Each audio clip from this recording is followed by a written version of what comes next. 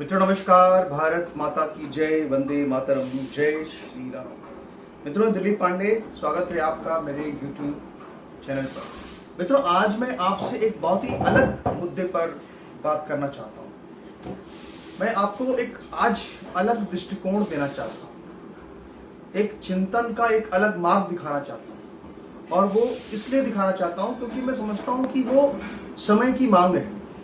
और न सिर्फ ये समय की मांग है, बल्कि अगर देखा जाए तो हमको कहीं ना कहीं अपने जो हमारी प्राचीन कथाएं रही हैं, जो हमारे भारतवर्ष का इतिहास रहा है, हमारे भारतवर्ष के जो महापुरुष रहे हैं, उन सभी महापुरुषों को लेकर के जो भ्रांतियां फैली हुई हैं पूरे देश के अंदर, और वो भ्रांतियां न सिर्फ फैली हुई हैं बल्कि वो इस तरह से फैली हुई हैं कि आज किताबों के रूप में हमारे सामने आ चुकी हैं, धार्मिक पुस्तकों के रूप में हमारे सामने आ चुकी है, पुराणों के रूप में हमारे सामने आ चुकी हैं। वो इस तरह सामने आ चुकी हैं कि हम उनके विरुद्ध अगर बोले तो हमारे खिलाफ कहा जाएगा कि आपने तो महाभारत में जो लिखा है उसके खिलाफ कैसे बोल दिया, आपने जो रामायण में लिखा है उसके खिलाफ कैसे बोल दिया। लेकिन हम उसके खिलाफ नहीं बोल रहे, बल्कि हम अपनी तर्क बुद्धि और अपने दृष्टिकोण को जब रखेंगे तो आप समझ पाएंगे कि आखिर हम क्या कहना चाहते हैं। मित्रों ये सारी मैंने जो भूमिका बनाई है, इस भूमिका बनाने के पीछे जो वजह है वो ये है कि मध्य प्रदेश के मुख्यमंत्री मध्य प्रदेश के मुख्यमंत्री हैं हमारे मोहन यादव जी ने। मोहन यादव जी ने एक बात कही है कृष्ण जन्माष्टमी के मौके पर। उन्होंने ये कहा कि भगवान कृष्ण को माखन चोर ना कहा जाए, जो उनको माखन चोर बुलाते हैं उनको ना कहा जाए। और इसको लेकर के अब मीडिया न्यूज चैनल्स पर एक डिबेट शुरू हो चुकी है। और जो भी डिबेट समाज में होनी होती है आगे, सबसे पहले वो डिबेट सोशल मीडिया पर होती है या उससे पहले वो डिबेट न्यूज चैनल्स पर शुरू की जाती है। तो ये डिबेट शुरू हो गई इस पर, और उस पर मैं देख रहा था कि चित्रा त्रिपाठी ने पूरा एक कार्यक्रम किया, पूरा एक शो किया। और उस शो के अंदर, उस कार्यक्रम के अंदर मैं चूंकि मैं मीडिया में काम कर चुका हूँ इसलिए मैं अच्छी तरह समझता हूँ कि आपको आपके टीवी स्क्रीन पर जो चेहरे नजर आते हैं, अगर आप उनको बुद्धिमान समझ लेंगे कि बहुत बुद्धिमान है, महान है, तो आप समझ लीजिए कि बहुत बड़ी भूल कर रहे हैं। ये लोग कैसे सफलता की सीढ़ियां चढ़ते हैं, कैसे वो उस पायदान तक पहुंचते हैं, ये सब कुछ जो अंदर के लोग मीडिया में है वो अच्छी तरह से भली भांति जानते हैं कि किस तरह से इनको सफलताएं मिलती हैं। मैं भी मीडिया में काम कर चुका हूँ और मैंने मीडिया में 15 साल तक काम किया, और मैं ये जानता था कि हमारे जैसे सदाचारी व्यक्ति और ईमानदार व्यक्ति, ईमानदार तो खैर उर्दू का शब्द हो गया, ईमान वहाँ मतलब कुछ और ही होता है, जो कुरान पे ईमान लाए वो ईमान, वो वाली बात। हमारे जैसा व्यक्ति, सदाचारी व्यक्ति बहुत दिन तक मीडिया में सफलता एक हद तक से ज़्यादा उसके बाद प्राप्त नहीं कर सकता है। इसलिए हम जानते थे हमारी यहाँ क्या सीमाएं हैं, इसलिए हम खुद मीडिया को छोड़ दिया और हमने अपना कुछ काम शुरू कर दिया। तो और उसमें भी मैं अपनी एक जर्नलिज्म कर ही रहा हूँ यूट्यूब के माध्यम से, जो लोग आप लोग पसंद भी करते हैं। मैं अपनी बात आपसे कह पाता हूँ इस माध्यम से। तो मेरा ये कहने का मतलब है कि ये लोग जो है अपने आप को इतना बड़ा विद्वान, इतना बड़ा पंडित समझते हैं, लेकिन इनके पास कुछ नॉलेज नहीं है, इनके पास कोई जानकारी नहीं है। अब चित्रा त्रिपाठी का एक शो में देख रहा था, माखन चोर के ऊपर वो डिबेट कर रही थी, और माखन चोर के ऊपर वो जो डिबेट कर रही थी, उस डिबेट में वो श्रीमद् भागवत पुराण का एक श्लोक लेकर के बैठ गई। और उस श्लोक में कहा गया था कि भगवान कृष्ण के बारे में कि जब बचपन में वो छोटे थे तो किस तरह से माखन चुराया करते थे। और उन्होंने ये कहना शुरू कर दिया कि मोहन की जो बात कह रहे हैं मोहन यादव जी वो गलत कह रहे हैं, वो शास्त्रों को बदल देंगे क्या, वो क्या कर देंगे, ये सब इस तरह की बातें वो कर रही थी। मतलब वो मोहन यादव के वक्तव्य का विरोध कर रही थी। मेरा कहने का अर्थ बहुत ही साधारण और ये है कि मोहन यादव ने जो बात कही वो बात सही है। मेरे हिसाब से क्यों सही है?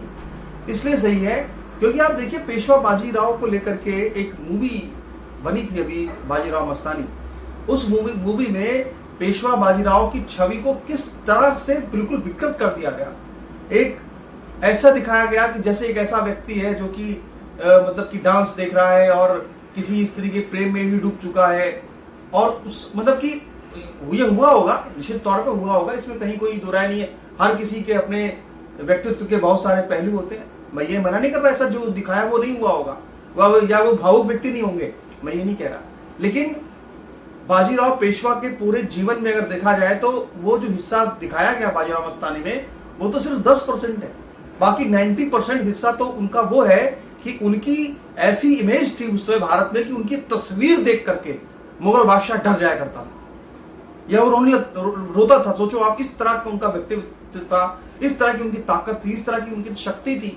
पूरे भारतवर्ष के अंदर वो डंका बजा रहे थे ताकत का, मराठों के हिंदुत्व की का डंका बजा रहे थे। आप सोचिए कि ऐसे व्यक्ति को, ऐसे महान व्यक्ति को, जिसने अपने जीवन में इतने युद्ध लड़े और कभी कोई युद्ध नहीं हारा, उस व्यक्ति की छवि को किस तरह धूमिल किया गया एक फिल्म के माध्यम से। जो मोहन यादव बात कह रहे हैं वो ऐसी बात कह रहे हैं। भगवान कृष्ण के आप पूरे व्यक्तित्व को देखिए तो भारतवर्ष का उस वक्त का एक ऐसा महान व्यक्तित्व जिसने कि अपनी कूटनीति से, अपनी रणनीति से जितने भी उस वक्त के अधर्मी और पापी राजा थे, शासक थे, उन सबका अंत कराया महाभारत के माध्यम से। अब चाहे वो माध्यम उनको कहे नहीं कहे, पर जो हो ये सो जो राम रच रखा, लेकिन वही होता है जो भगवान ने रचा हो। लेकिन भगवान कृष्ण 16 कलाओं संपन्न थे, उनके अंदर सब तरह के गुण थे, लेकिन उनकी जो राजनीतिक छवि थी, उनकी जो इतनी बड़ी अच्छी छवि थी, गंभीर छवि थी, या उनकी जो एक पूरी की पूरी एक उनकी छवि थी कि अधर्मों के खिलाफ हमको युद्ध करना है, अधर्म के खिलाफ हमको युद्ध करना है, उस पूरी इमेज को कहीं ना कहीं एक माखन चोर अगर एक शब्द में सीमित कर दिया जाए और बार बार उसको प्रचारित किया जाए तो देखिए उससे समाज का भला नहीं होने वाला। आज हम कितने लोग जानते हैं भगवान कृष्ण का जो राजनीतिक जीवन है, भगवान कृष्ण के 2 जीवन हो गए, एक उनका राजनीतिक जीवन है, एक उनका उसके पहले का बचपन का जीवन है। आप ये बताइए ऐसे कितने लोग, ऐसा कौन नहीं होगा जिसने कि कभी अपने बचपन में कुछ चुरा कर ना खाया अपने घर के अंदर। या मैंने भी खाया है चुरा के अपने घर के अंदर। मुझे भी जो कोई मीठा चीज पसंद आता था, छोटे बच्चे थे उस समय 4-5 साल के, कहीं छुपा के रखा है, उठा के खा लिया। ये तो छोटी सी बात है, बहुत हर कोई करता है अपने बचपन में। लेकिन उनके बचपन में किए गए एक कृत्य को लेकर के अगर उनको सिर्फ इसी में बांध दिया जाए, जैसा कि हम अक्सर करते रहते हैं, कथावाचक ऐसा करते हैं कई बार, इसीलिए ये बात कहनी पड़ी मोहन यादव को। और ना सिर्फ ये, बल्कि आप अगर देखिए तो आप इसमें अगर और गंभीरता से देखें और अगर ध्यान से देखें आप इसके अंदर, तो आप इसको भी पाएंगे कि उनके जीवन की ऐसी बहुत सारी घटनाएं हैं जिनको की विकृत किया गया है। जैसे कि जब उनकी उम्र बहुत छोटी थी, उस वक्त वो जो गोपिकाएं नहा रही थी उसमें तालाब के अंदर या नदी के अंदर, तो उनके कपड़े उन्होंने चुरा लिए थे। इस घटना को इतना विकृत करके जो हिंदू धर्म के विरोधी हैं वो दिखाते रहते हैं, जबकि उसका संदेश क्या था? संदेश ये था कि उस घटना के बाद से एक परंपरा चल पड़ी कि देश के अंदर कोई भी जो स्त्री होती थी वो कभी भी अपने कपड़े छोड़ करके नहाने नहीं जाती थी, हमेशा कपड़े पहन के ही नहाती है। आज तक भी ये एक मैसेज दिया कि आपके कपड़े जो है वो कितने आवश्यक हैं आपके लिए, ये बात एक संदेश दिया गया। लेकिन जो तमाम तरह के कथावाचक हैं ये लोग ये अलग तरह से चीजों को पेश कर देते हैं। कुछ कई बार उसमें झुमा के डांस होगा, सब होगा, और लोग मतलब की बात भूल जाते हैं। मैं बताऊं, मैं आज आप सारे जितने भागवत कथावाचक होंगे शायद मुझसे दुखी भी होंगे, नाराज भी होंगे, लेकिन अगर वो अपने हृदय में झांकेंगे तो उनको ये बात समझ में आएगी कि आज देश के अंदर श्रीमद् भगवत गीता का प्रचार करना बहुत ज्यादा जरूरी है। या अगर हम कह रहे हैं इससे ज्यादा अगर छत्रपति शिवाजी महाराज की जीवन गाथा ही अगर लोगों को सुनाई जाए तो भी हम कह रहे हैं कि हिंदू धर्म का ज्यादा भला हो जाएगा। क्योंकि ये जो चल रहा है ना कि नृत्य और ये सब से नृत्य का समय चला गया, अब नृत्य वाला समय चला गया, अब वो समय नहीं रहा, अब हर हर महादेव वाला समय है। लेकिन हम अपने अभी भी हिंदू जनता को क्या बता रहे हैं, क्या सिखा रहे हैं, ये हमको समझने की जरूरत है। दूसरी बात मैं आपसे ये तो मैंने बात बताई आपको माखन चोर को लेकर के, माखन चोर की जो इमेज बनाने की कोशिश की जाती वो लेकर के मैंने अपना विचार रखा। लेकिन इसके भी आगे अगर हम और देखें तो ये विषय छोटा विषय नहीं, बहुत गंभीर, बहुत गहरा विषय है। मैं आपको बताऊं मित्रों कि कई बार मैं सोचता हूं आपसे बात करूं इस बारे में, लेकिन कभी ऐसा मौका नहीं होता, पर आज ऐसा मौका है तो मैं आज आपसे ये बात कहना चाहता हूं और आपसे बात करना चाहता हूं इस विषय पे। मैं आपको बताऊं कि हमारे धर्मशास्त्रों में, खासकर बहुत से धर्मशास्त्रों की मैं बात कर सकता हूं, उसमें चूंकि वो घटनाएं इतनी प्राचीन हैं, हजारों वर्षों पहले घटनाएं हैं, और हमारे यहाँ कभी लिखने की परंपरा रही नहीं। हमारे यहाँ हमेशा कंठस्थ करने की परंपरा थी, यानी पीढ़ियों से लोग स्मृति करते थे, स्मृति रखते थे। और हमारे यहाँ पे पुनर्जन्म का भी सिद्धांत था। तो अक्सर ये होता था कि अगर कोई ब्राह्मण है, वेद पाठी है, उसने एक जन्म में वेद पाठ किया, फिर उसका दूसरा जन्म किसी ब्राह्मण के यहाँ ही हो गया, ब्राह्मण कुल में ही हो गया, तो वहां भी उसको अपनी पुराने जन्म की स्मृति होती थी कुछ ना कुछ। तो वो तुरंत, जैसे आपने अपने पुराने जन्म में जो कर्म किए हुए हैं थोड़ा बहुत करो तो तुरंत आपको उसमें गुणवत्ता हासिल हो जाएगी। तो वैसे ही वो तुरंत उनको याद आ जाते थे अपने सारे पुराने जन्मों के वेद पाठ वगैरह। तो वहां पे हमारे यहाँ स्मृति की परंपरा रही है। हमारे यहाँ स्मरण शक्ति इतनी अच्छी होती थी कि लिखने की आवश्यकता नहीं होती थी, लोग स्मरण करते थे वेद पुराण सब कुछ। तो दरअसल हुआ यह कि अब इस क्रम में कहीं ना कहीं इतनी भ्रांतियां घुस गई, क्योंकि उस वक्त कुछ लिखित नहीं था। तो जिन लोगों ने लिखा उन लोगों ने इतना कचरा लिख दिया कहीं कहीं पे कि वो उसकी कोई उसको कोई जस्टिफाई नहीं कर पाता। मतलब मैं आपको बताऊं कि अब इसमें अगर हम और ध्यान से देखें, इसको और गहराई से पड़ताल करें, तो आप देखिए ये कहा जाता है कि द्रौपदी के 5 पति थे। ये कहा जाता है कि द्रौपदी के 5 पति थे, लेकिन ये बात भी सही नहीं है। ये कहा जाता है कि कुंभकर्ण 6 महीने सोता था, ये बात भी सही नहीं। अब आप मुझसे पूछेंगे आप कैसे कह सकते हैं प्रमाण के साथ में? नहीं, हम आपको प्रमाण देते हैं कैसे सही नहीं।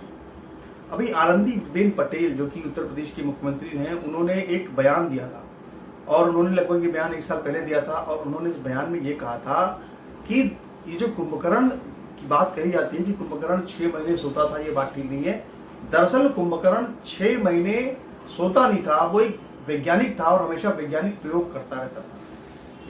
वो एक शस्त्रों का इंजीनियर था, यानी उसको वेपन्स के बारे में रिसर्च करने के बारे में काफी रुचि उसकी थी। इसीलिए वो 6 महीने जहां रहता था लेबोरेटरी में अपने, वहां से निकलता ही नहीं था, इतना उसका रिसर्च होता था। दरअसल असल बात ये है, लेकिन हमने क्या समझा उसको कि नहीं साहब वो 6 महीने सोया करता था। नहीं, ऐसा नहीं। ये लोगों में ऐसी भ्रांतियां कैसे फैल गई, इसको लेकर के मैं आपसे प्रश्न इसलिए उठा रहा हूं क्योंकि इसका और मैं आपको प्रमाण देता हूं। एक आपने नाम सुना होगा कृष्णदत्त ब्रह्मचारी। मैं आपसे आज प्रार्थना करूंगा कि आप गूगल पर जरूर सर्च करें इसको कि कृष्णदत्त ब्रह्मचारी कौन थे। देखिए, कृष्णदत्त ब्रह्मचारी को हमारे देश के अंदर श्रृंगी ऋषि का पुनर्जन्म माना जाता है। श्रृंगी ऋषि कौन थे?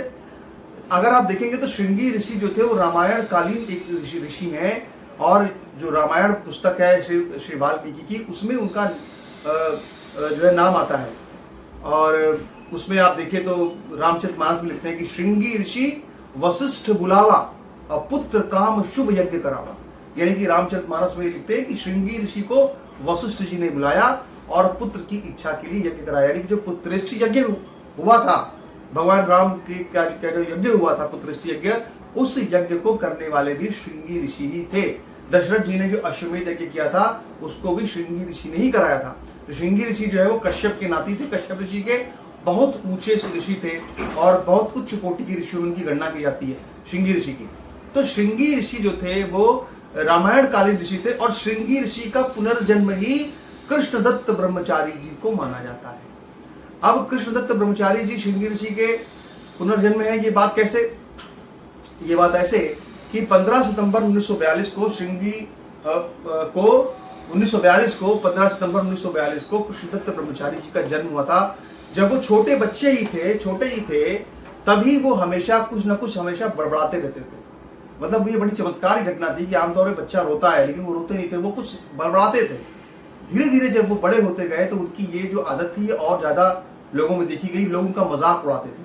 लेकिन इसके बाद धीरे धीरे कुछ उसी इलाके के जो कुछ विद्वान लोग थे, उन्होंने देखा कि ये जो बड़बड़ा रहे हैं, ये कुछ बड़बड़ा नहीं रही है, पागल नहीं है, असल में ये संस्कृत के श्लोक बड़बड़ा रहे हैं। ये वो उनको सब बचपन से कंठस्थ थे। और इसके बाद और इस पर जब लोगों ने ध्यान दिया तो पता चला कि ये सामान्य संस्कृत नहीं है, ये तो जो वेद है, ऋग्वेद, अथर्ववेद, सामवेद, यजुर्वेद, उनके जो श्लोक हैं, जो बिल्कुल अत्यंत क्लिष्ट संस्कृत भाषा में देव संस्कृत में लिखे हुए जो शब्द है, इसको वो बड़बड़ाते रहते हैं। तो लोग समझ पाए कि भाई ये चक्कर क्या है। इसके बाद फिर जब धीरे धीरे उनकी ख्याति फैल गई, लोग सुनने आने लगे उनको कि भाई ये क्या रहे, तो समझ में आया कि भैया ये तो बहुत बड़े कोई इंसान है जिन्होंने कि इतने गरीब घर में जन्म लिया और जिन्होंने कोई पढ़ाई लिखाई नहीं की, कुछ नहीं की, इनको इतनी संस्कृत याद कहाँ से है। लोग हैरान रह गए। तो ये एक तो पुनर्जन्म के सिद्धांत को बल देने वाली घटना है, ये तो है ही है। लेकिन इसके अलावा धीरे धीरे जानकारी ये मिली कि दरअसल ये श्रृंगी ऋषि ही थे पहले, और उन्होंने ही अपना पुनर्जन्म लिया कृष्णदत्त ब्रह्मचारी के रूप में। आप जब इसको और पढ़ेंगे डिटेल में तो आप समझेंगे, गूगल में सर्च कीजिएगा इस चीज को। इसके बाद फिर कृष्णदत्त ब्रह्मचारी जब भी शव आसन में लेटते थे, और वो एक ऐसे संत हैं जो कि कभी भी बैठ कर प्रवचन नहीं देते थे, वो शव आसन में लेट कर ही प्रवचन देते थे। और जब वो प्रवचन देते थे उस वक्त जो है वो उस अपने रामायण काल में, महाभारत काल में चले जाया करते थे और वहां पे अपने पुनर्जन्म की जो उनको घटनाएं याद थी उनको बताया करते थे।